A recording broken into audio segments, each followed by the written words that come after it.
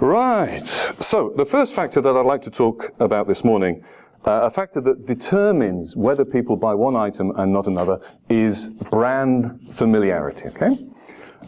Which is the ability that people have of quickly identifying a product when they see it or hear its name. So research in psychology tells us that the majority of people feel more relaxed when they deal with what they know, what they're familiar with, and get tense and stressed when faced with something unknown or unfamiliar. This is the reason why, when many Western tourists visit a foreign country on their own, they might, at lunchtime, go to a Western fast food restaurant like McDonald's, instead of trying something new and different. Note that I said on their own, not in a group. We'll come back to that point later. Brand familiarity is one of the key goals of advertising. Companies want consumers to hear their product's name, see their product shape and look, so that when they're shopping and choosing from a range of goods, their brand will stand out as something familiar, not unknown. Brand familiarity is closely connected to brand loyalty, okay? Brand loyalty, which is the habit that consumers have of consistently buying the same product again and again as needed. Well, unless we become very dissatisfied with our experience with the product, most of us tend to be loyal to it because we know it. We'll buy the same brand out of habit. People don't really choose to drink Coke instead of Pepsi because of the taste, though they might say that's the reason. The real reason is that it has become their habit to drink one and not the other. That's brand loyalty. We tend to buy the same products. Of course, if brand familiarity were the only factor in purchasing decisions, the companies with the most advertising would be the winners in the marketplace. Other factors, however, play a role, and one of them is brand personality. Brand personality can be defined as the set of human characteristics that you associate with a product when you see it or hear its name. Let's take the example of cars. When I say Mercedes, what words come to mind? When I say Hummer, what image pops into your head? Yeah, right. And if I say that I own a Toyota Yaris, what judgment would you make about who I am? Okay. So brand personality is a very powerful factor when consumers are deciding what to buy. Because, and this is very important, what we own is an important social signal of who we are, okay? Our identity. Many of our purchases are in part connected with our desire to identify ourselves with a brand and what it stands for, like excitement or reliability. There are many ways for a product to create such connections in our mind. But one method I'm sure you can recognize is the use of famous people, like sports heroes or film stars. Yeah?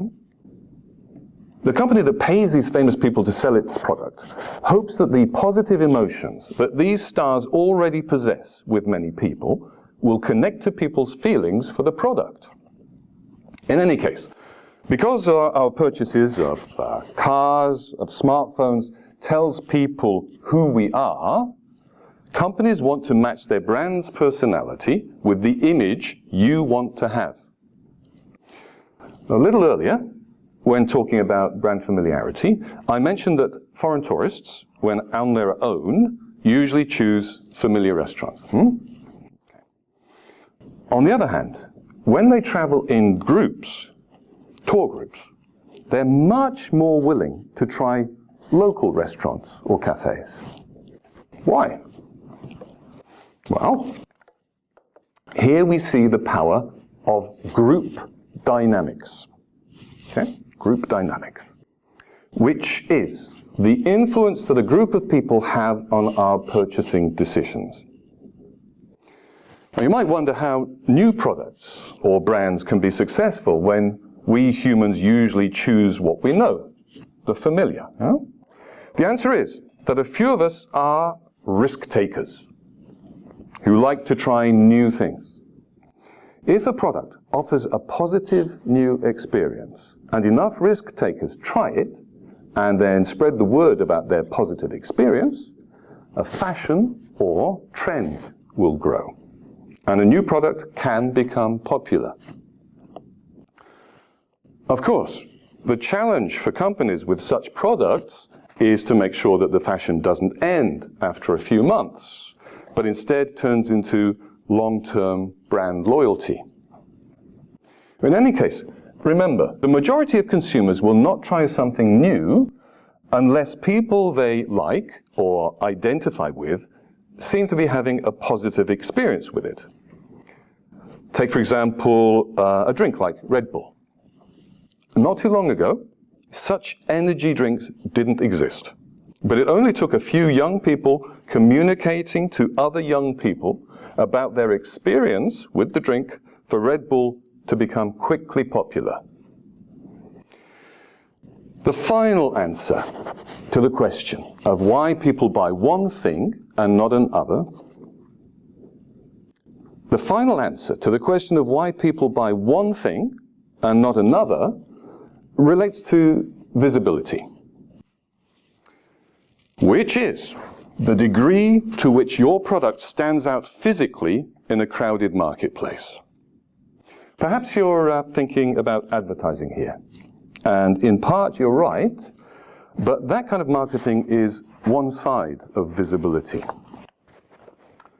Making sure that your product is available in as many stores as possible is also important, so that many different kinds of shoppers have the opportunity to buy it.